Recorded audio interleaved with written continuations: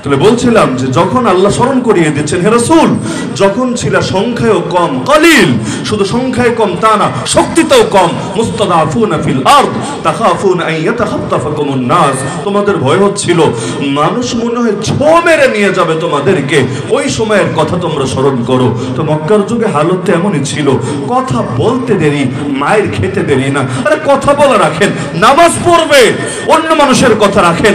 আল্লাহর রাসূল নামাজে দাঁড়িয়েছেন। সহিহ বুখারীতে হাদিস আছে, উকবা ইবনে আবি মুআইত নামক এক নরধম আল্লাহর নবীর গলায় চাদর পেঁচিয়ে শ্বাসরোধ করে নবীকে হত্যা করার চেষ্টা করেছে। আল্লাহর নবী সিজদায় গিয়েছেন, এই নরধম আবু জাহাল উটের ভুঁড়ি এনে আল্লাহর নবীর পিঠের উপর চাপিয়ে দিয়েছে, নামাজটা পর্যন্ত ঠিকভাবে পড়তে দেয় নাই। কত ভাবে আল্লাহর নবী উত্তপ্ত করেছে, কষ্ট দিয়েছে, কিন্তু আল্লাহর নবী একদিনের জন্য হকের দলিল, হকের প্রমাণ, হকের যুক্তি, হকের তর্ক করতে পিছপা হন নাই। তাহলে এক নম্বর দায়িত্ব হলো ইসলামকে বিজয়ী করতে হবে, দালিলিক ভাবে, ইলমি ভাবে, প্রামাণিক ভাবে, যৌক্তিক ভাবে।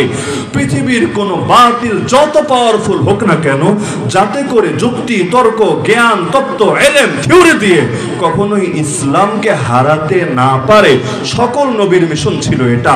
এই যে নবী ইব্রাহিম দুর্বল অবস্থায় নমরুদের সামনে দাঁড়িয়ে ফেস টু ফেস বিতর্ক করেছিলেন নাকি করেন নাই? নমরুদ এক যুক্তি দিয়েছে, তিনি আর এক যুক্তি দিয়েছেন।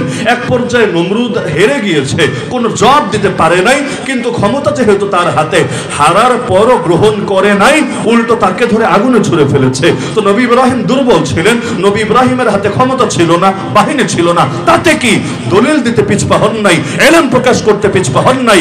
কারণ আলেমের দায়িত্বই হলো এটা। আর আলেমরা যার ওয়ারিস অর্থাৎ নবীগণ, তাদের দায়িত্ব ছিল এটা যে তোমার হাতে রাষ্ট্রীয় ক্ষমতা থাক বা না থাক, ইসলামকে ইলম দিয়ে, দলিল দিয়ে, প্রমাণ দিয়ে বিজয়ী রাখতে হবেই হবে। তাহলে বর্তমান বাংলাদেশে আমাদের ইসলাম বিজয়ী করার কথা আসলে, এটা মাথায় রাখেন সবাই, ইসলাম বিজয়ী করার কথা আসলেই বিপুল সংখ্যক মানুষ মনে করে যে ইসলাম বিজয়ী করা মানে শুধু রাজনৈতিকভাবে বিজয়ী করা, মানে হলো রাষ্ট্রীয়ভাবে ইসলাম প্রতিষ্ঠিত হওয়া, আইন আদালতে ইসলাম প্রতিষ্ঠিত হওয়া, সংবিধান পরিবর্তিত হয়ে ইসলামী সংবিধান প্রণীত হওয়া। নিঃসন্দেহে এগুলো গুরুত্বপূর্ণ এবং সেই আলোচনায় আমি আসছি কিছুক্ষণ পরেই। কিন্তু এটা মাথায় রাখবেন যে ইসলাম বিজয়ী করার অর্থ দুইটা, দুইও লাইনে বিজয়ী রাখতে হয়। এক লাইনে বিজয়ী করলে কাজ হয় না।